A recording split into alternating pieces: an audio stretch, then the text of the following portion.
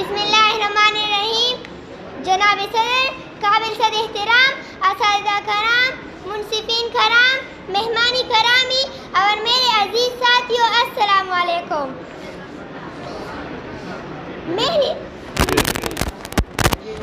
آج لبکشائی کا عنوان نہایت ولولہ انگیز اور جوش و جذبے سے بھرپور ہے۔ لڑکیوں کی تعلیم کیوں ضروری ہے؟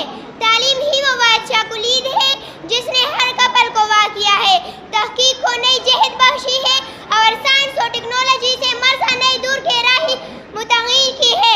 اس دور میں تعلیم کی اہمیت سے انکار اپنے وجود کی خود ہی نفی کے مترادف ہے۔ عصر حاضر میں جو قوم اوج و کمال کو پہنچی وہ علم کے سہارے ہی پہنچی ہے، اور جو قوم پستی میں گری ہے وہ بھی علم کے ناقدری کے باعث گری ہے۔ ایک مثالی معاشرے کی تعمیر علم کے فروغ کے بغیر ناممکن ہے۔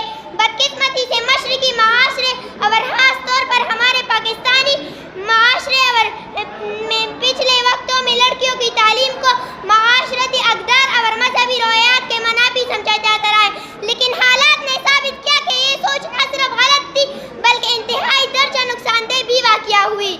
خانگی زندگی جو معاشرے کی بنیادی اکائی ہے، مرد اور عورت اس کے دو پہیے ہیں۔ مرد اپنے کمبے کا کفیل ہے تو عورت اپنے بچوں کی تعلیم۔ اگر خاتون پڑھی لکھی ہوگی تو وہ مناسب تربیت کر کے اپنے بچوں کو معاشرے کا کارآمد شہری بننے میں مددگار ہوگی۔ اس کے برعکس اگر خاتون دور جدید کے تقاضوں سے نابلد ہوگی تو اپنے اولاد کی مناسب تربیت نہ کر سکے گی۔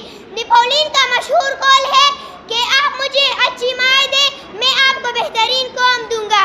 لڑکیوں کی تعلیم اس لیے بھی ناگزیر ہے کہ اب مرد و خواتین شانہ بشانہ کام کر کے اور اپنی مجموعی تعداد کو 2 گنا کر سکتے ہیں اور یوں اپنی ملک کی ترقی میں حصہ دار بن سکتے ہیں۔ کوئی شعبہ ایسا نہیں ہے جس میں خواتین کام نہ کرتی ہو۔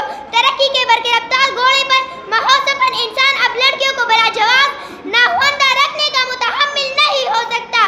یہ دور بڑا تفریق جنس مرد و خواتین دونوں کو یکساں مواقع فراہم کرنے اور معاشرے کا مفید جز بننے کی راہ ہموار کرنے کا دور ہے، اور یہی روش محفوظ مستقبل کی ضامن بھی ہے۔